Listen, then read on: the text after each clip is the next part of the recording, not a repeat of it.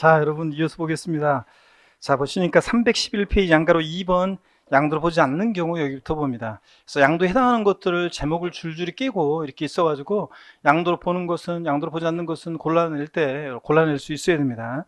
양도를 보지 않는 경우 보니까 무상이전 양도에 해당하지 않는다고 그랬고요. 그 다음에 동그라미 2번 환지 처분 및 보류주 충당이에요. 이거 정책적 목적으로 양도에 해당하지 않는다고 그랬어요. 원토지 소유자와 사업시행자 사이 내부적으로 왔다 갔다 하는 것에 대해서 세금을 부과하지 않는데, 원칙 양도 아님 돼 있죠. 그 밑줄입니다. 본문 도시개발법이나 그 밖에 법률에 따른 환지 처분으로 지목 지번이 변경되거나 보류주로 충당되는 경우 양도를 보지 않는다는 거. 정책적 목적으로 양도에 해당하지 않습니다.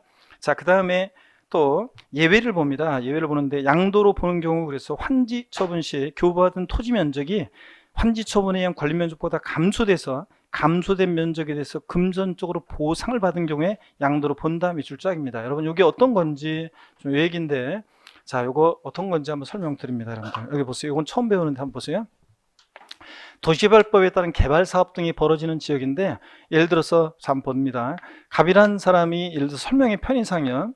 설명의 편의상 예를 들어서 만약에 설명의 편의상 300제곱미터 권리 면적이 300제곱미터였고 을은 예를 들어서 100제곱미터였어요. 자, 그런데 자, 사업 시작되면 사업 시행자로 갔다가 나중에 사업이 종료하게 되면 환지를 받게 되는데, 자, 얘는 300제곱미터에서 예를 들어서 뭐 200제곱미터로 환지 받았고요. 자, 그 다음에 얘는 100제곱미터였다가 얘는 200제곱미터로 예를 들어서 환지를 받았어요. 자, 그러면 여러분 보세요. 그러면 갑은 그러니까 말하자면 뭐 집으로 따지면 이렇게 300제곱미터, 200제곱미터 줄었으니까 100제곱미터만큼을 사업 시행자에게 요거 양도한 거잖아요. 사업 시행자 양도한 거고, 얘는 청산 절차 들어갔을 때 청산금을 부담해야 돼요, 수령해야 돼요? 예? 줄어든 만큼 받아야 되겠죠? 수령합니다. 그럼 환지 권리가 줄어들었어요. 가만지죠? 환지 권리가 줄었던 가만지고. 자, 얘는 100제곱미터에서 200제곱미터 받았으니까 100제곱미터만큼을 새롭게 100제곱미터만큼을 취득한 거고요. 자, 그 다음에 얘는 청산 절차 들어갔을 때 청산금을 부담해야 돼요, 수령해야 돼요? 부담해야죠. 서민들이 그래서 재개발됐을 때 서민들이 거기 다시 못 들어가는 이유가 청산금 부담하는 게 부담돼가지고 못 들어가잖아요. 자, 환지 권리가 늘어났어요. 증환지요. 거꾸로 보면 돼요. 거꾸로. 자, 증환지. 거꾸로 봅니다. 보면 환지 권리가 늘어난 경우에는 늘어난 것만큼 청산금을 부담하게 돼서 뭐가 부과된다? 취득세가요. 여기 이제 중요합니다. 환지 권리가 줄어든 가만지는 줄어든 것만큼 청산금 수령하고, 그 수령액에 대해서 금전적 보상이 있었을 때 수령액에 대해서 뭐가 부과된다? 양도소득세예요. 자, 그래서 결론만 알아둡니다. 환지 권리 줄어든 가만지는 줄어든 것만큼 청산금 수령하고, 수령액에 대해서 뭐가 양도소득세가 과세될 수 있다는 거, 이걸 딱 알아둡니다. 그래서 그림 300제곱미터에다가 200제곱미터 받은 요 그림을 머릿속에 떠올리면 되겠습니다, 여러분. 자, 그 얘기고, 그 다음에 계속 이어서 봅니다. 동그라미 3번으로 쭉 내려옵니다. 지적경 개선 변경을 위한 토지 교환이요. 토지 경계를 변경하기 위해서 공간 정보의 구축 및 관리하는 법률에 따른 토지 분할 등 법령이 정하는 토지 교환의 경우로서, 자, 다음의 요건을 충족한 경우에 양도에 해당하지 않는다 그랬는데요. 기역번, 여러분 밑줄이죠, 기역번. 그래서 어떤 거냐? 토지 이용상 불합리한 지상 경계를 합리적으로 바꾸기 위해서 공간 정보의 구축 및 관련한 법률에 그 밖의 법률에 따라 토지를 분할하여 교환할 것. 자, 밑줄이요. 그 다음에 니은번, 기역에 따라 분할된 토지 전체 면적이 분할 전 토지 전체 면적의 몇 프로예요? 이 100분의 200, 200%를 200%가 아니라 20%를 초과하지 아니할 것. 밑줄이요. 자, 그러면 여러분 봅니다. 이건 이런 거라고 그랬어요. 한번 보세요, 여러분들. 이건 예를 들어서 어떤 토지가 있는데, 토지 경계가 이런 식으로 되어 있습니다. 이런 식으로. 자, 되어 있는데, 이쪽 토지 소유자는 갑이고 이쪽 토지 소유자는 을인데, 토지 경계가 지금 삐뚤삐뚤하니까 합리적으로 정하기로 합니다. 그럴 때 이렇게 정하기로 했을 때 이쪽 토지 부분과 이쪽 토지 부분에 대해서 서로 갑과 을 교환이 이루어지겠죠? 이 지적경 개선 변경을 위한 토지 교환은 양도에 해당하지 않습니다. 단 여기 잘 보세요. 분할된 이 토지 전체 면적이 분할 전 전체 토지 면적이 몇 프로? 20%를 초과하면 안 됩니다, 여러분들. 그럼 양도로 봅니다. 그래서 요건까지도 정확히 알아둡니다. 이렇게 해서. 요거 시원하게 시험에 나올 것 같은데, 이거 왜 안 나오지? 이게 시험에 시원하게 이거 중요한 건데, 이게 최근에 몇 년 전에 예, 신설이 되고 3년 됐나요? 저 신설이 되고서 이거 쉬면 나올 것 같은데 안 나오고 있어요. 그러니까 잘 보셔야 되겠습니다. 지적경계선 변경을 위한 토지교환 양도에 해당하지 않는다. 단 분할된 토지 전체 면적이 분할 전 전체 토지 면적 몇 프로? 20% 초과하면 안 된다. 초과하면 양도로 본다. 이렇게요. 그 다음에 동그라미 4번 양도담보입니다. 양도담보는 뭐 기초과정부터 워낙 제가 계속 설명을 드렸기 때문에 여러분들이 의 한번 보겠습니다. 채무자가 채무의 변제를 담보하기 위해서 담보로 적용된 물건의 소유권을 채권자에게 이전하기로 하고, 채무자가 변제기에 채무를 이행하지 않는 경우에 채권자가 그 목적물로 우선 변제를 받지만 일정 기간 내 변제를 하게 되면 소유권을 채무자가 회복하기로 한 담보제도이다. 자, 밑줄입니다. 등기 형식은 양도지만 실질은 담보 이전이기 때문에 사실상 이전이 아니잖아요. 형식으로만 이전하는 거지. 그러니까 양도소득세가 과세지 않는다. 밑줄이요. 결론만 딱 알아두시고요. 넘어갑니다. 자, 그 다음에 동그라미 니은번 양도로 보지 않는 경우 보시니까요. 양도로 보지 않는 경우 보니까 채무자가 채무의 변제를 담보하기 위해서 자산을 양도하는 계약을 체결한 경우에 다음의 요건을 모두 갖춘 계약서 사본을 양도소득 과세표준 확정신고서에 첨부하여 신고한 때 양도를 보지 않는다. A, B, C를요 외우는 게 아니에요. 그냥 읽어봅니다. 당사자 간의 채무의 변제를 담보하기 위해서 양도한다는 의사표시 있을 까? B번 당해 재산을 채무자가 원래대로 사용 수익한다는 의사표시 있을 까? 그러니까 사실상 이전이 아니죠. 여전히 채무자가 사용 수익하고 변제에 돈을 못 갚으면 네 마음대로 했어요. 처분권만 이전하니까. C번 원금 이율 등에 대한 약정이 있을까? 자, 이렇게 해서 결론이요. 양도 담보 목적으로 저는 양도에 당하지 않는다. 결론만 알아두세요. D급번 양도로 보는 경우 봅니다. 양도담보 계약을 체결한 후 그 요건에 위배하거나 채무 불이행으로 인해서 당해재산을 변제 충당한 때 그때 이를 양도한 것을 본다. 밑줄 쫙입니다. 자, 그럼 요건 어떤 건지 한번 볼게요, 여러분들. 이건 어떤 거냐면 이런 얘기입니다, 여러분. 자, 어떤 거냐면 여기 보세요. 우리가 양도담보 계약은 다시 보세요. 갑이라는 사람이 있고 을이 있는데 갑이 자신의 어떤 자산을 담보로 해서 을로부터 금전을 대여받고, 자, 그럴 때 대여금 채권에 대한 채무자고 그 다음에 을 채권자가 있습니다. 자, 그랬을 때 우리가 이 자산에서 행사하고 있는 소유권 내용 이런 거 봤었죠? 우리가 참고적으로 소유권 내용을 보면 소유권이라는 하나의 권리는 사용할 수 있는 사용 권한, 처분할 수익이 있으면 수익을 얻을 수 있는 수익 권한, 그 다음에 또 처분할 수 있는 처분 권한, 세 개 권능 권한으로 소유권의 하나의 권리가 이루어졌다. 민법에 배우잖아요.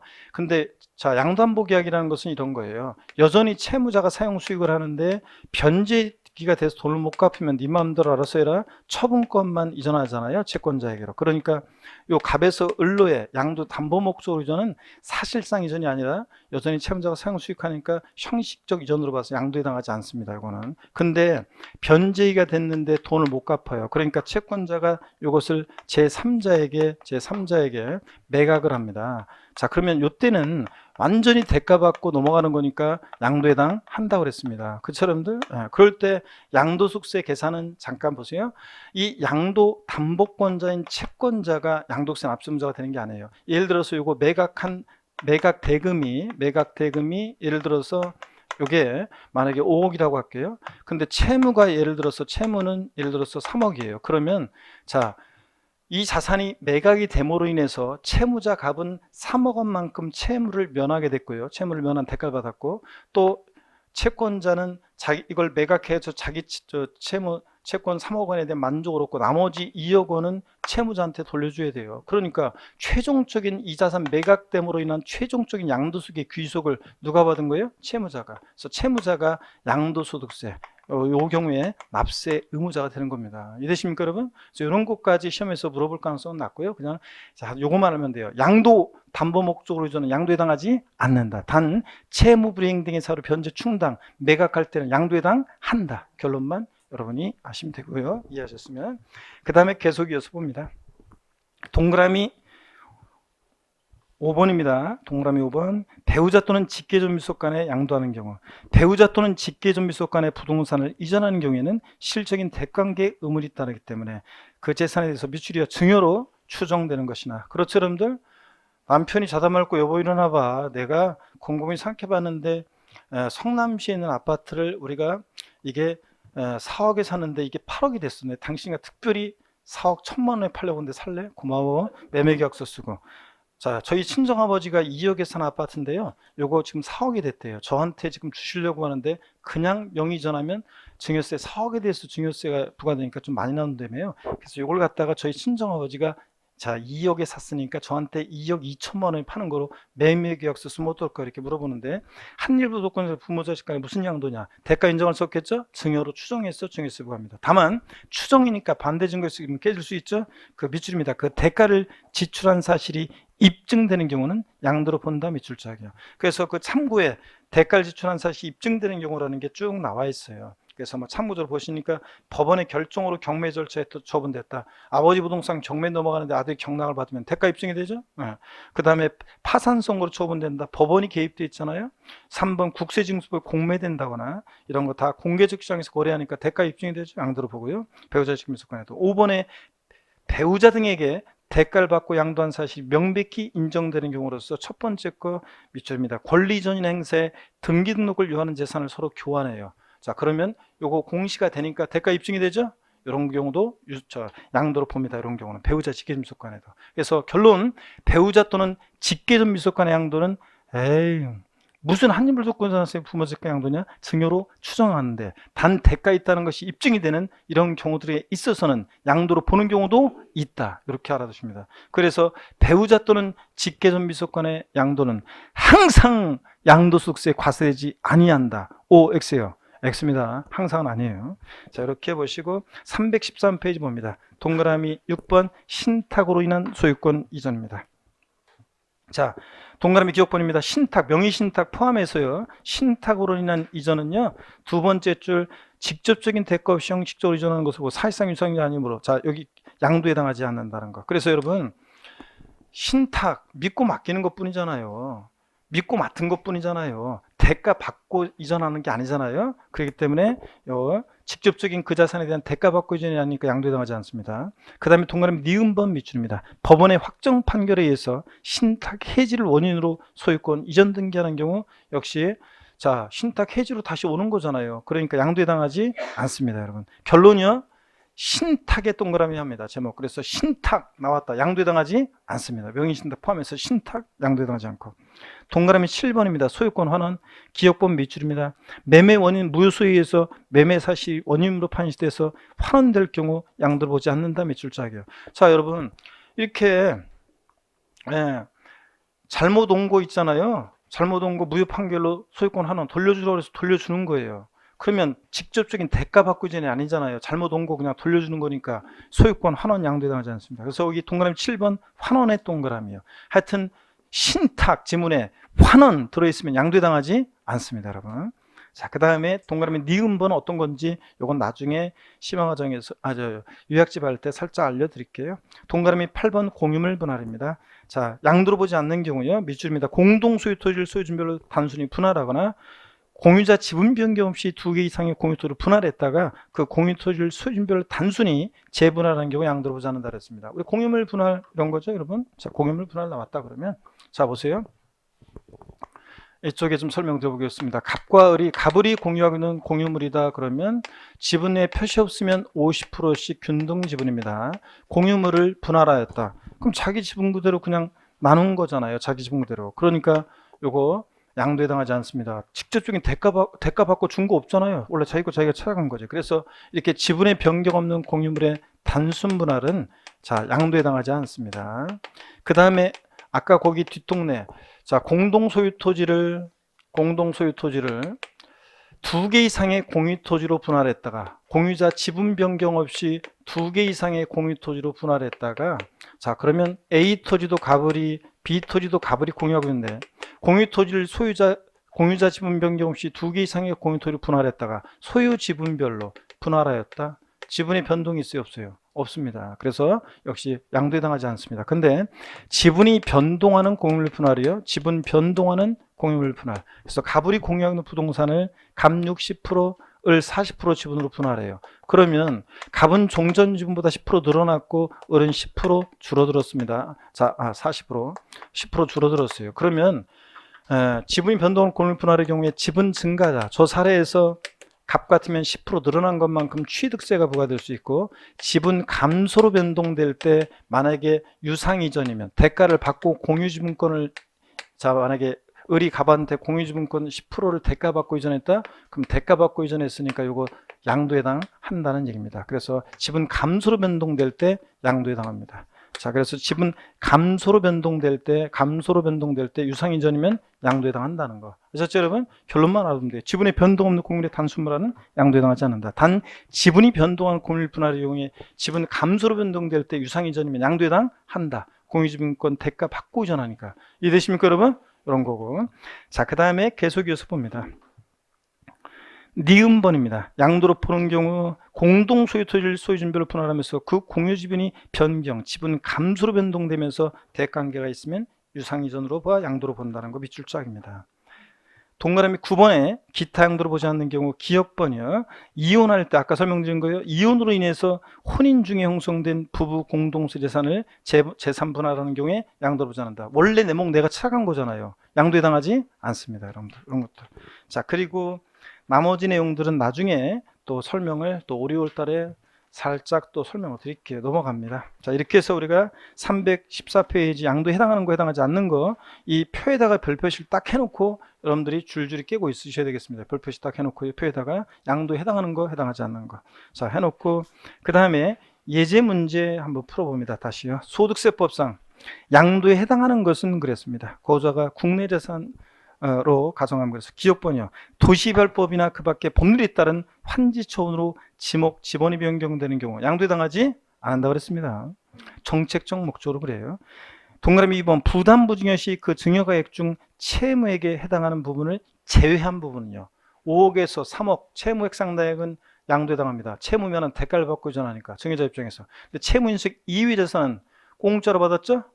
그렇잖아요. 5억에서 3억 아까 사례 뺀 3억 뺀 나머지 2억 부분 공짜로 받았으니까 이거는 양도에 해당하지 않습니다. 3번이요.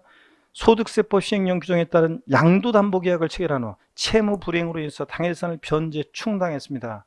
완전히 대가받고 넘어가는 거죠? 양도에 해당한다 그랬습니다. 그래서 양도에 해당하는 걸 고르라고 했으니까 3번이 정답이죠.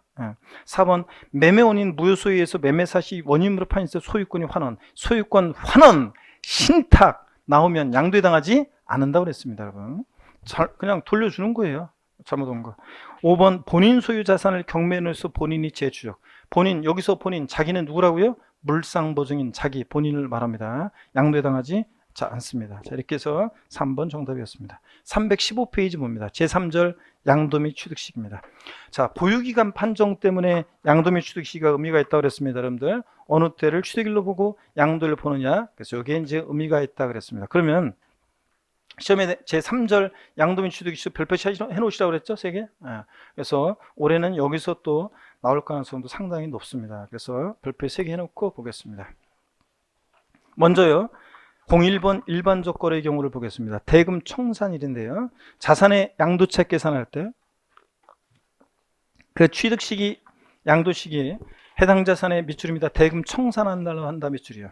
이때 대금 청산이라는 것은 뭐냐? 그 꽃표시, 각주 표시 나와 있어요. 실제로 잔금을 지급한 날을 말하며 계약상 잔금 지급이 아니라는 거 밑줄이요. 그래서 시험에서 매매 등 일반적 거래의 경우 양도세, 양도 및 취득 시기는 원칙적으로 계약상 잔금 지급으로 한다. X입니다. 취득세는 매매 같은 유상생계 취득 원칙 취득세는 계약상 잔금 지급일. 명시가 안 됐다. 계약일로부터 60일 경과하는 날.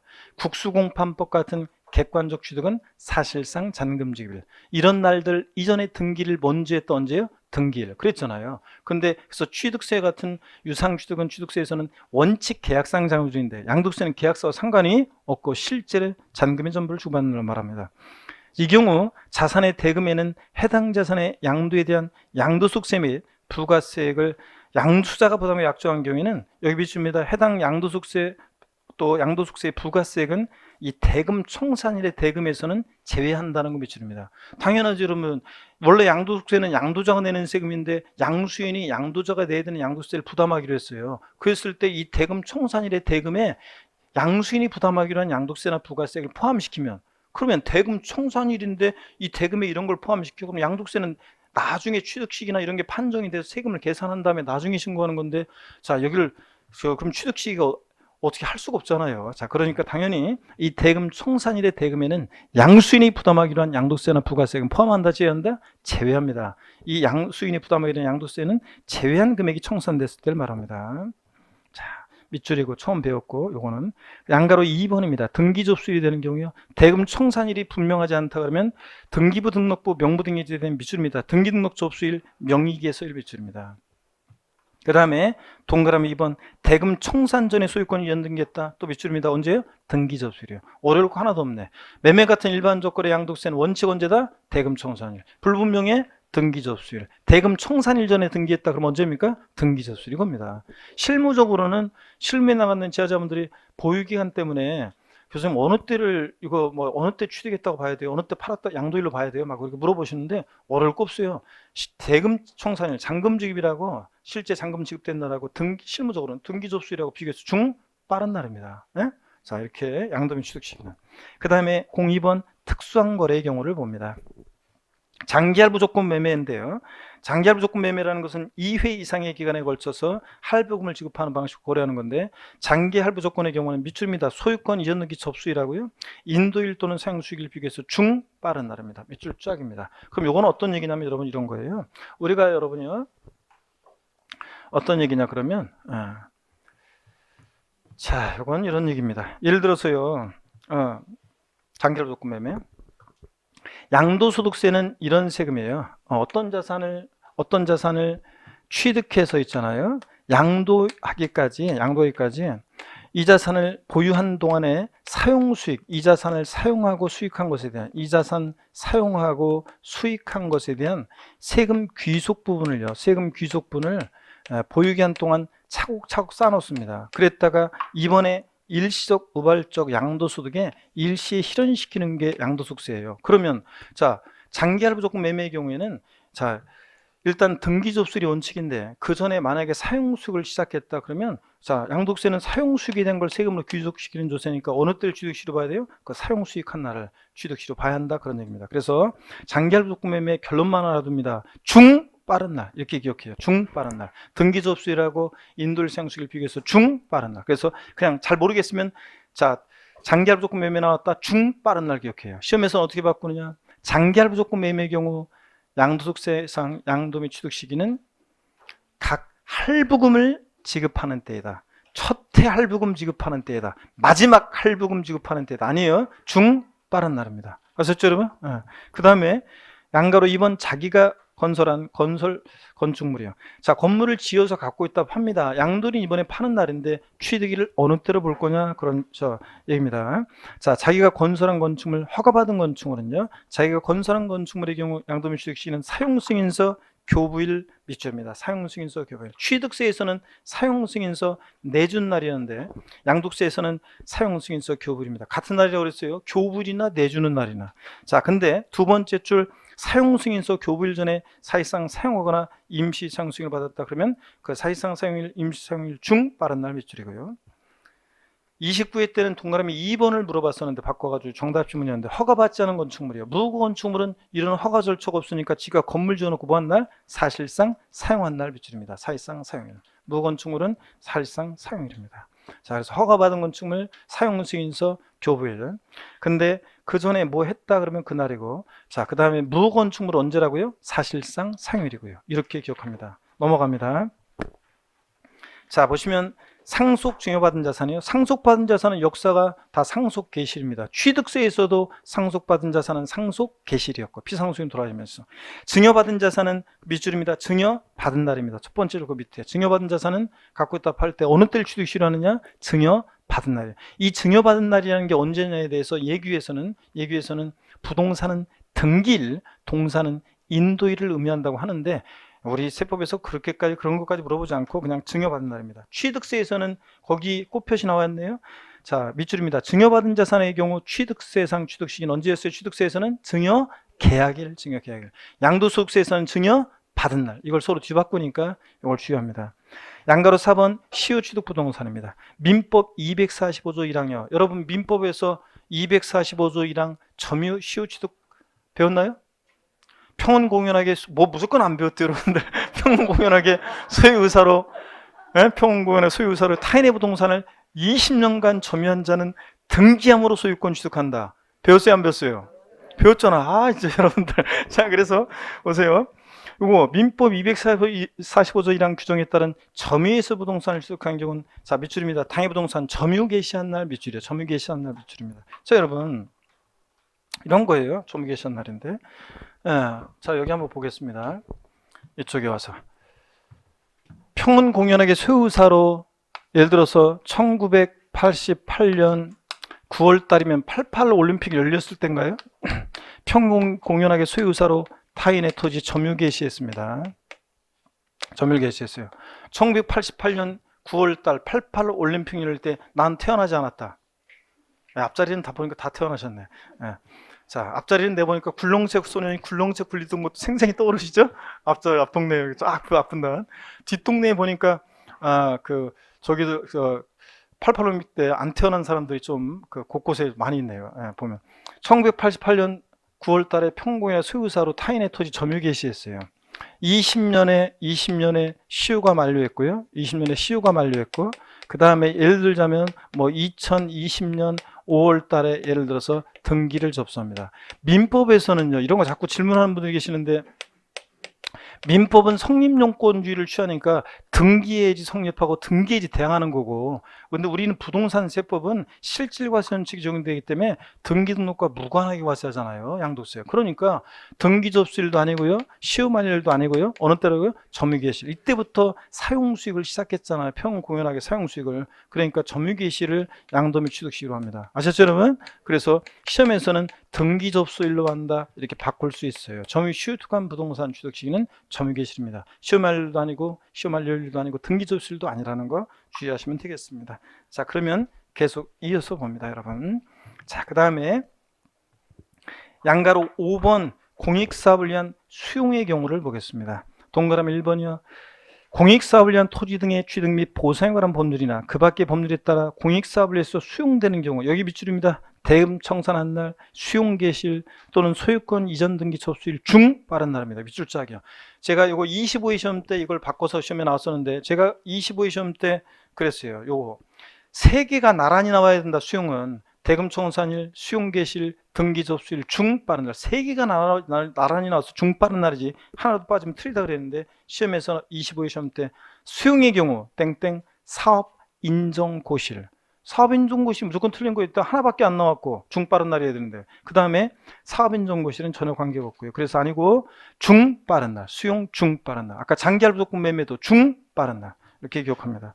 그 다음에 동그라미 2번 밑줄입니다. 양가로 5번에서 동그라미 2번 소유권에 관한 소송으로 보상금이 공탁된 경우에는 소유권 관련 소송 판결 확정일 밑줄입니다. 여러분, 토지 공부상 소유자로 등재되어 있는 사람하고 어떤 사람하고 서로 소유권을 놓고 막 소송 중이에요. 그러면 수용권자 입장에서는 보상금을 누구한테 줄 거예요? 서로 소송 중이니까 재판 끝날 때까지는 알 수 없잖아요. 그래서 보상금을 공탁했어요. 수용권자. 그랬을 때는 어느 때다? 소유권 관련 소송 판결 확정일이요. 판결 확정되면 이제 누군지 결판 나니까 누구 건지. 소송 판결 확정일입니다.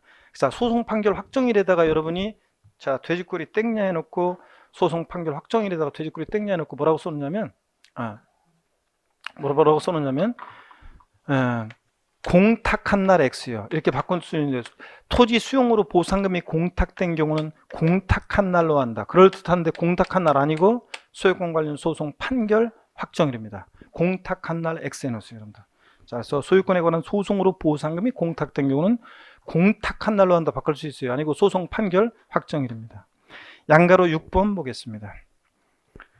완성 확정되지 않은 자산이요. 완성 또는 확정되지 않은 자산을 양도 또는 취득한 경우로서 해당 자산의 대금을 청산한 날까지 그 목적물이 완성 확정되지 않았다 그러면 그 목적물이 완성 확정된 날입니다. 밑줄은 대금 청산한 날까지 목적물이 완성 확정 안 됐다. 완성 확정된 날 밑줄짝입니다. 여러분, 양도소득세는 보세요. 사용수익에 된 걸 세금으로 귀속시킨 조세요. 취득해서 양도에까지 사용수익에 된 것을 차곡차곡 쌓아놨다가 이번에 일시적 우발적 양도소득에 일시 실현시킨 조세인데, 이 사람이 완공 전에요. 완성 전에, 완공일 전에 대금이 청산됐어요. 자, 그렇다고 해서 대금 청산일이라고 하면 틀려요. 대금 청산됐지만 아직 사용수익도 못 해봤으니까 완성 확정 전에 대금이 청산된 자산은 사용수익하게 되는 완성된 날, 완공된 날을 양도인 취득시로 한다는 얘기입니다. 이해되십니까, 여러분? 그래서 시험에 바꾸면 완성 확정 전에 대금이 청산된 자산의 경우에도 대금 청산일을 양도인 취득시로 한다면 틀려요. 완성된 날입니다. 이때부터 사용수익을 시작할 수 있으니까. 그리고 양가로 7번입니다. 환지처분으로 취득한 토지요. 동그라미 1번 도시개발법 또는 그 밖의 법률에 따른 환지처분으로 인해서 취득한 토지 취득 시는 밑줄입니다. 환지 전 토지 취득입니다. 환지 전 토지 취득이에요. 근데 동그라미 2번 교부받은 토지 면적이 환지 처분에 의한 권리 면적보다 증가 감소된 경우에 밑줄입니다. 증가 감소된 토지에 대한 취득 시기는 환지 처분 공고가 있은 날에 다음 날입니다. 환지 처분 공고 1 그럼 틀려요. 다음 날입니다. 자, 그러면 양도소득세에서나 취득세에서나 환지 처분 공고일, 소유권 이전 고시일 이런 거 나오면 항상 다음 날 기억하라고 그랬습니다. 잘 보세요, 여러분들. 이거 어떤 거냐? 이런 얘기입니다. 여기가 도시개발법에 의한 개발 사업 벌어지는 지역입니다. 갑이라는 사람이 A 토지 소유자예요. 사업이 시작되면 사업 시행자로 갔다가 사업이 종료하게 되면 사업주군의 A-란 토지로 환지받습니다. 그러면 환지받을 때 지목도 바뀌고 지번도 바뀌겠죠? 그럴 때 이 환지받은 토지의 취득 시기는 언제냐 그러면 토지는 여러분 동일성이 있다고 봐요. 토지는 지목이나 지번이 변경돼도 토지에 동일성이 있다고 봐서 건축물은 때려 부수어서 어디 매립지로 가지만 토지는 변동이 없다고 봐서 동일성의 변동이 없다고 해서 환지받은 토지는 환지, 천, 이 A 토지, 종전 A 토지 취득일을 취득시로 합니다. 근데 환지 처분으로 권리 면적의 증가 감소가 있어요. 그럼 이 빚금 친 부분은 요번에 환지 처분으로 새로 받은 거니까 환지 처분 공고일의 다음 날입니다. 자, 여러분 그 얘기 하시죠? 나무꾼과 산신령님 얘기요. 예? 나무꾼과 산신령님 얘기 몰라요? 모른다고? 아, 진짜 모를 리가 없는데. 어느 날 산에서 나무꾼이 나무하다가 도끼자루 연못에 풍덩 빠쳐가지고 억울해가지고 막 나무꾼한테 도끼자루는 생산수단이잖아요. 억울해서 막 울고 있는데 수용을 못했는지 울고 있는데 산신령님이 호련히 나타나시더니 금도끼 들고 나와서 이 도끼가 네 도끼냐 그래서 아니라고 그랬죠. 색깔이 비슷해야지 뭐 좀 색깔이라도 비슷해야지 내 건가? 이런 말이라도 해보지. 그래서 아니라고 그랬더니 또 쑥 들어갔다가 은도끼 들고 나와서 이 도끼가 네 도끼냐고 그래서 저 아니라고 그랬더니 나무꾼이 잃어버린 쇠도끼 들고 나와서 이 도끼가 네 도끼냐고 그래서 그렇다고 그랬더니 뭐 정직하다는 둥 감탄했다는 둥 막 그러더니 금도끼 은도끼 쇠도끼 몽창 다 줬잖아요. 갑이라는 나무꾼인데요. 부자가 됐으니까 이제 나무꾼을 안 하려고 이 쇠도끼를 다른 나무꾼에게 양도해요. 그러면 이 쇠도끼의 보유기간이요. 자, 양도일은 이번에 파는 날인데 자, 취득일은 어느 때 할 것이냐. 이번에 산신령님한테 물에 풍덩 빠쳤다가 돌려받았을 때를 취득시로 해야 돼요? 아니면 옛날에 대장간에서 구입했을 때를 취득시로 해야 되겠어요? 물에 풍덩 빠쳤다가 돌려받으면서 좀 찌그러지고 이끼 묻었다 할지라도 도끼의 동일성이 변동이 없잖아요. 그러니까 옛날 대장간에서 구입했을 때를 취득시로 봐야죠. 여기 보세요. A에서 A- 이 하얀색 이거는 환지받은 토지는 지목이나 지번이 변경됐다 할지라도 토지의 동일성의 변동이 없다고 봐서 환지받은 토지는 환지천 토지 취득을 취득시로 하는 거예요. 그렇죠, 여러분들? 근데 금도끼, 은도끼요. 이거 이제 팔라고 돈을 만들어야 되려고 팔라고 할 때 양돌이 이번에 파는 날인데 취득일 어느 때로 할 거냐. 이거 언제 취득한 거예요? 그 사건 때 산신령님한테 받은 거잖아요. 자, 보세요. 환지 처분으로 권리 면적의 증가 감소가 있는 경우에 이 빚금 친 부분은 이번에 환지 처분으로 새로 받았으니까 환지 처분 공고일의 다음 날입니다. 아시겠습니까, 여러분? 근데 시험에서는 어떻게 바꾸냐? 도시개발법에 의한 환지 처분으로 취득한 토지 취득 시기는 환지 처분으로 취득한 토지 취득 시기는 환지 처분 공고일의 다음 날이다. 오, X요. X입니다. 환지받은 토지는 환지 전 토지 취득일이고 환지 처분으로 권리 면적보다 증가 감소된 토지, 금도끼, 은도끼 증가 감소된 토지가 뭐라고요? 환지 처분 공고일의 다음 날입니다. 아시겠습니까, 여러분? 이렇게 뒤바꾸는 거예요. 자, 그런 얘기. 자, 됐습니다. 나머지 기타 취득 시기는 소득세법 통칙 내용은 나중에 요약제 할 때 좀 보도록 하겠습니다. 자, 예제 문제 25회 때 문제 풀어봅니다. 317페이지 봅니다. 그 317페이지 보기 전에 양가로 10번이 어떤 건지 살짝 말씀드릴게요. 양가로 10번 취득 시기 의제예요. 예제 문제 바로 위에 양으로 10번. 토지 건물 부동산에 관한 권리 기타 자산 있잖아요. 토지 건물 부동산에 관한 권리 및 기타 자산으로서 1984년 12월 30일 이전에 취득한 것은 실제 수익에 관계없이 1985년 1월 1일에 취득한 것으로 본다. 이게 무슨 얘기냐면요. 취득 시기가 너무 오래되면 있잖아요. 그러면 취득 시기가 너무 오래되면 증거 자료 같은 거 다 없어지기도 하고 또 입증이 곤란하기도 하고 또 그다음에 그 명목소득만 너무 커지는 문제점이 생기고 그래가지고 취득 시기를 일정 시기마다 끊어요. 그래서 부동산에 관한 걸 이런 애들은 1978년에 취득했든 83년에 취득했든 84년에 취득했든 자 1984년 12월 30일 이전에 취득한 것은 무조건 언제 취득한 거로 본다고요? 1985년 1월 1일 날 취득한 거로 봐요. 어제. 그래가지고 이때부터 1985년 1월 1일을 취득 시기로 해서 이때부터 보유하기 시작합니다. 아시겠습니까 여러분? 이런 거예요. 주식은 86년 1월 1일 날 취득한 거로 보고 이런 것들 한번 보시면 되겠습니다. 예제 문제 봅니다. 소득세법상 양도차익 계산 시 취득 및 양도 시기로 틀린 것은 1번 대금 청산한 날이 분명하지 아니한 경우에는 언제라고 했어요? 등기등록 접수일 명의개소일 그잖아요. 원칙 대금 청산일 불분명히 그럼 언제라고요? 등기 접수일. 2번입니다. 증여로 취득한 자산은 언제 취득시효예요? 증여받은 날. 3번 공익사업을 위한 토지 등의 취득 및 보상하는 법률에 따라 공익사업을 위해서 수용되는 경우는 언제라고요? 사업인정보실 빠른 날 했잖아요. 수용은 3개가 나뉘나 봐야 돼요. 대금 청산일, 수용 개시일, 등기 접수일, 빠른 날. 장기할 무조건 매매, 빠른 날. 수용, 빠른 날. 아셨죠, 여러분? 그래서 무조건 틀린 거고. 저한테 배웠던 분들은 4번 대금 청산 전에 등기했다, 등기 접수일. 5번 상속은 언제고요? 상속 개시. 자, 이렇게 해서 3번이 자 틀렸습니다. 넘어갑니다. 318페이지 제4절 양도소득세 비과세입니다. 별표 3개죠, 여러분들? 별표 3개고. 자, 오늘 양도소득세에 관해서 이제 처음으로 좀 배우게 되는데요, 여러분. 양도소득이 비과세되는 소득이 있습니다. 그래서 어떤 경우에 양도소득이 비과세되느냐. 비과세는 아예 과세에서 제외하는 거예요. 과세권자 아예 과세권을 포기하는 건데 종류를 봅니다. 바로 동그라미 2번 종류를 보겠습니다. 종류 보시니까 여러분요. 다음에 소득에 대해서는 양도세를 과세하지 않는다. 다만 법령이 정하는 등기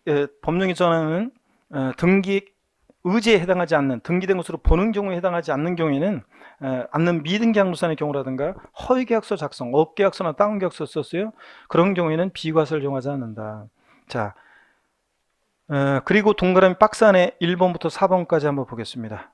이거는 반드시 비과세 속의 종류 1번부터 4번까지 4가지 종류는 자 반드시 알고 있어야 됩니다. 먼저 동그라미 1번 파산 선고에 의한 처분으로 발생한 소득 비과세입니다. 이건 제목만 하시면 돼요. 자, 채무자가 채무 변제 불능 상태에 빠졌어요.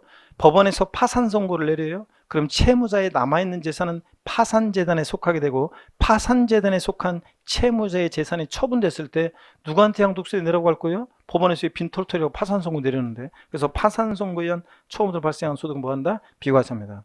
동그라미 2번이요. 법령이 정하는 농지 교환 또는 분합으로 발생한 소득 또 체크고 비과세입니다. 일정한 농지 교환, 맞바꾸거나 분합, 나누거나 합치거나 로 인한 소득 비과세고 3번 1세대 1주택 가로 안에 고가주택 제외고요. 1세대 주택과 그에 딸린 토지로서 건물이 정착된 면적의 지역별로 배율 도시역은 5배, 도시역 밖은 10배 곱해 산정한 면적 이내에 토지 양도로 발생한 소득 비과세입니다. 1세대 1주택 비과세는 주택 양도성만 비과세하는 게 아니라 주택과 함께 양도되는 일정 면적까지 즉 주택 정착 면적의 도시역은 5배, 도시역 밖은 10배까지 주택 부수토지 양도에 대한 소득도 비과세입니다. 그리고 가로 안에 1세대 1주택 되고 고가주택 제외라고 되어 있는데 고가주택이 어떤 거냐 그러면 보세요. 고가주택이 어떤 거냐 그러면 고가주택은 이런 거예요. 여러분 보세요. 고가주택이라는 것은 어떤 거냐면 이런 겁니다. 자, 일단 뒤에 자세히 나와 있지만 고가주택 미리 살짝 한번 보도록 하겠습니다. 고가주택. 자, 고가주택이라는 것은 여러분 보세요. 고가주택은 실지거래가액이요. 기준시가가 아니라 실지거래가액이 얼마요? 9억 원을 초과하는 주택입니다. 초과하는 주택. 자, 여러분 보세요. 초과하는 주택인데 아까 부동산 임대업에서요. 임대사업소득에서 일개 딱 주택 하나가 있는 사람이 자 주택 일개 소유하는 자의 주택 임대소득 월세 받을 때 일개 소유하는 자의 주택 임대소득은 비과세했습니다. 단 국외 소지하는 해외 국외 소지하는 주택과 고가주택과 국유소유주택은 1주택이라도 임대소득을 과세했습니다. 그때 고가주택은 부동산 임대업에서는 기준시가, 보유 시에 판단하는 거니까 당연히 기준시가로 얼마? 9억 초과노택이었습니다. 근데 여기 양도소득세에서 고가주택은 뭐라고요? 실지 양도한 가액, 실지 거래한 가액이 9억 초과노택이 고가주택입니다. 9억까지는 아니에요. 초과해야 되고. 고가주택이 해당되면 대표적인 것이 이거예요. 1세대 1주택 비과세 요건을 갖췄어도 고가주택은 비과세를 배제합니다. 안 해줘요. 꼭 여러분 요거 기본입니다. 자, 그래서 1세대 비과세에서 고가주택 제외를 하고 지금 돼 있는 겁니다. 가로 안에 계속 봅니다. 동그라미 4번입니다. 또 밑줄입니다. 이거 지적재주세에 관한 특별법 규정에 따른 경기 확정으로 지적공사상 면적이 감소돼서 같은 법 규정에 따라 지급받은 조정금, 자, 요거 비과세입니다. 요게 이제 작년에 신설된 규정인데 작년에 시험에 나올 줄 알았더니 안 나왔어요. 꼭 알아둡니다. 요거. 자, 어떤 거냐면 우리가 여러분 지적 공시법에서 또 여러분 공법 같은 데서 배웠을 건데 지적 재수에 우리가 우리나라 지적이 뭐 일제시대 때 대부분 그런 바탕으로 지적도가 되어 있고 저 부정확한 것도 있고 요즘은 인공위성으로 하는 시대니까 부정확한 것도 있고 등등 여러 가지 그래가지고 또 종이로 돼 있으니까 디지털화하는 작업을 하기 위해서 요거 재주사를 하잖아 지적을. 그랬을 때 종전보다 지적공사상 면적이 재주사하다 보니까 늘어난 경우도 있고 줄어든 경우도 있잖아요. 그랬을 때, 자, 요거는 지적공사상 지목이 종전보다 감소됐어요. 그럼 줄어든 것만큼 요거, 자, 지적소관청에서 줄어든 것만큼 줄 거니 돈을, 조정금을, 자, 그런 걸 얘기합니다. 그래서 그거는 주는 주체가 지적소관청이나 지자체에서 토지 소유자로 이전하는 거니까 요거 주는 주체가, 그러니까 요때 양도세는 비과세입니다, 여러분. 자, 그래서 요거 꼭 알아두고. 그 다음에 다시 박스 위에 올라가니까 T 표시가 있어요. 농지 대토 및 8년 제촌 작용 농지 양도에 대한 양도세는 면제 대상에 해당한다. 일정한 농지 대토로 인한 소득이나 8년 제촌 작용 농지 양도소득은 감면소득입니다. 얘는 조세 특례 제한법상 감면소득이지 비과세 소득이 아닙니다. 여러분 비과세하고 감면은 다르다고 그랬습니다. 그래서 시험에서 다음 중 소득세법상 양도소득이 비과세되는 소득이다. 틀린 것은 그래가지고 여기 동그라미 1번부터 4번까지 얘네들 여기다가 일정한 농지 대토로 인한 소득 이런 거 집어넣고 물어볼 수 있습니다. 이건 뭐라고요? 감면소득입니다. 아셨죠 여러분들? 비과세소득과 구별합니다. 자, 그리고 동그라미 3번은 됐고 318페이지 04번 농지 교환 또는 분합으로 인한 소득 비과세입니다. 의의는 그냥 읽어보는 거예요. 농지 교환이란 자기 농지와 타인의 농지를 서로 맞바꾸는 것을 말하며 농지 분합이라고 하면 농지 일부를 타인에게 주고 타인 소 농지 일부를 자기가 받는 것을 말하는데요. 319페이지 봅니다. 농지의 범위입니다. 농지란 밑줄입니다. 논밭 과수원으로서, 지목이 3개 지목이네요. 논밭 과수원으로서. 또 밑줄입니다. 지적공부의 지목에 관계없이 실제로 경작에 사용되는 토지를 말한다. 밑줄이요. 그리고 읽어볼게요. 이 경우 농지 경영에 직접 필요한 농막, 퇴비수, 양수장, 지도, 농도 이런 것도 농지로 보고요. 여러분 여기 있잖아요. 어떤 얘기냐면 이게 일정한 농지 교환 분합으로 인한 소득 비과세라든가 8년 제촌 장농이라든가 양도소득세에서 비과세 감면 대상이 되는 농지는 지목이 논밭, 과수원, 세기 지목이라는 거 기억하면서 시험에 옛날에 이렇게 나온 적도 있어요. 양도소득세에서 비과세 감면 대상이 되는 농지란 반드시 지적공사상 지목이 농지여야 한다. O, X요. X입니다. 자, 반드시 지적공사상 지목이 농지일 것은 아니에요. 지적공사의 지목에 관계없이 실제로 경작에 사용되는 토지를 말하고요. 양가로 3번 비과세되는 교환분합의 범위요. 자, 교환분합의 사유가 거기 쭉 나와요. 동그라미 1, 2, 3번 줄글 필요 없이 읽어보면 국가나 지자체가 개입이 돼 있거나 동그라미 3번 농어촌 정비법, 농지법 같은 법령에 의해서 교환분합합니다. 동그라미 4번 밑줄입니다. 경작상 필요해서 교환하는 농지, 교환의 동그라미입니다. 다만 단서도 밑줄입니다. 교환에 의해서 새로 주택한 농지를 3년 이상 농지 소재지에 거주하면서 경작하는 경우에 한한다. 밑줄짝입니다. 여러분 동그라미 1, 2, 3번 교환분합의 사유와 동그라미 4번 경작상 필요한 경우에 차이가 있어요. 어떤 차이가 있어요? 네? 동그라미 1, 2, 3번은 교환분합의 사유에 교환뿐만 아니라 분합도 비과세 사유인데 경작상 필요한 경우는 뭐만? 교환만 비과세 사유예요. 분합은 안 돼요. 악용의 소지가 있어서. 또 동그라미 1, 2, 3번은 국가나 자체가 개의돼 있거나 법령 규정에 의한 거는 악용의 소지가 적어서 단서 조건이 없는데 경작상 필요에 의한 경우는 악용의 소지가 있기 때문에 단서 조건이 있습니다. 신농지에서 몇 년 이상? 3년 이상 거주 경작해야 한다는 단서 조건이 있어요. 그리고 그 이어지는 기역, 니은번 내용을 읽어보면 여러분 잘 보세요. 교환분합으로 인한 소득, 농지 교환분합 소득, 교환분합으로 인한 소득 비과세에서 몇 년 나왔다. 그러면 무조건 몇 년이냐면 3년입니다. 기간 나왔다. 교환분합으로 인한 소득 비과세 몇 년 나왔다. 그러면 무조건 몇 년이에요? 3년입니다. 전부 다 기간은 3년이고요. 양가로 4번 봅니다. 농지 교환분합 시 비과세 요건을 봅니다. 교환 또는 분합하는 쌍방 토지가액의 차액이 미줄입니다. 차액이 큰 편의 4분의 1 이하인 경우에 양도소득세를 비과세한다. 밑줄짝입니다. 이게 어떤 건지 한번 보도록 하겠습니다. 여러분 제가 설명을 한번 드려볼게요. 이거나. 자, 이거 어떤 얘기인지 설명을 드려보겠습니다. 여러분 이쪽 보세요. 자, 어떤 얘기냐? 그러면 이런 얘기입니다. 예를 들어서요. 일정한 농지 교환 또는 분합으로 인한 소득 비과세. 자, 요건을 보겠습니다. 교환 분합하는 A 농지 가격은 10억입니다. 교환 분합하는 B 농지 가격은 예를 들어서 8억 원입니다. 자, 그럴 때 A 농지와 B 농지는 자, 교환 분합 시 비과세 받을 수 있는지 한번 따져보겠습니다. 자, 교환 분합하는 쌍방 토지가액의 차액이요. 고액 토지가액에서 저액 토지가액을 뺀 차액 얼마입니까? 지금 2억 차액이 큰 편 토지가격에 얼마요? 4분의 1 3분의 1 아니에요? 4분의 1 이하여야 돼요. 이하란 말은 이 차액이 이거보다 작거나 같아야 돼요. 그죠? 이하니까. 그러면 10억에 4분의 1이면 얼마예요? 2억 5천이요. 자, 그러면 보세요. 교환분합 비과세요건 갖췄습니까? 차액이 큰 편 토지가 4분의 1, 2억 5천보다 지금 작잖아요. 그러니까 A농지와 B농지는 교환분합 시 비과세 받을 수 있습니다. 그러면 또 볼게요. 교환분합하는 A농지 가격은 10억, 교환분합하는 B농지 가격은 5억입니다. 그러면 요건 갖췄는지 따져보겠습니다. 교환분합하는 쌍방 토지가격의 차액이 얼마입니까? 5억. 큰 편 토지가격의 4분의 1 이하여야 돼요. 작거나 같아야 돼요. 그럼 10억에 4분의 1이면 2억 5천인데 차액이 이거보다 작거나 같아야 되는데 더 크잖아요. 지금 오히려. 그러니까 A농지와 B농지는 교환분합 시 이런 경우에는 비과세 받을 수 있어요? 없어요? 없어요. 뭔가 감이 오네.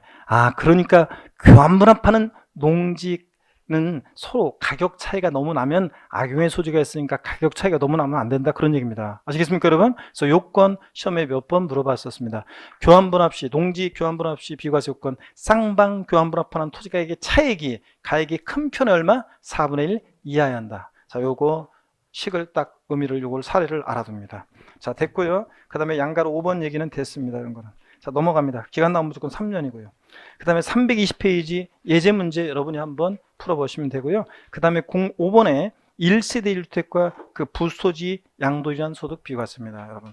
자, 그래서 여기 이제 또 중요해요. 그래서 여러분들 1세대 1주택과 부소지 양도유한 소득 비과세 이제 중요한데 잠시 또 쉬었다가요. 우리 타임을 맞추기 위해서 잠깐 쉬었다가 또 여기부터 본격적으로 또 보겠습니다. 잠깐 쉬겠습니다.